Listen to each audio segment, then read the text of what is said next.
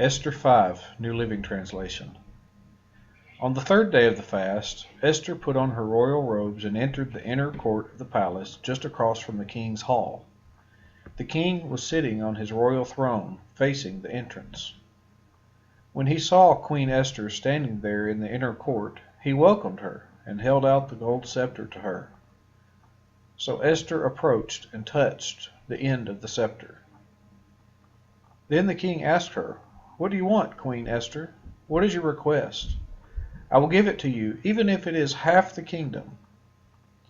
And Esther replied, "If it please the king, let the king and Haman come today to a banquet I have prepared for the king." The king turned to his attendants and said, "Tell Haman to come quickly to a banquet, as Esther has requested." So the king and Haman went to Esther's banquet. And while they were drinking wine, the king said to Esther, "Now tell me what you really want. What is your request? I will give it to you, even if it is half the kingdom."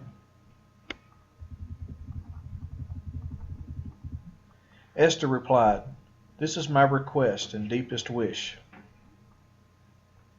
If I have found favor with the king, and if it pleases the king to grant my request and do what I ask, please come with Haman tomorrow to the banquet I will prepare for you. Then I will explain what this is all about." Haman was a happy man as he left the banquet, but when he saw Mordecai sitting at the palace gate, not standing up or trembling nervously before him, Haman became furious. However, he restrained himself and went on home.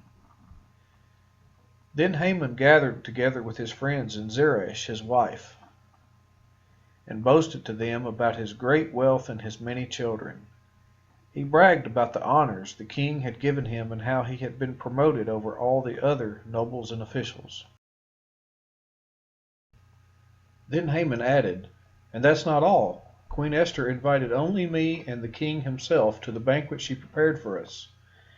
And she has invited me to dine with her and the king again tomorrow." Then he added, "But this is all worth nothing as long as I see Mordecai the Jew just sitting there at the palace gate." So Haman's wife Zeresh and all his friends suggested, "Set up a sharpened pole that stands 75 feet tall, and in the morning ask the king to impale Mordecai on it. When this is done, you can go on your merry way to the banquet with the king." This pleased Haman, and he ordered the pole set up.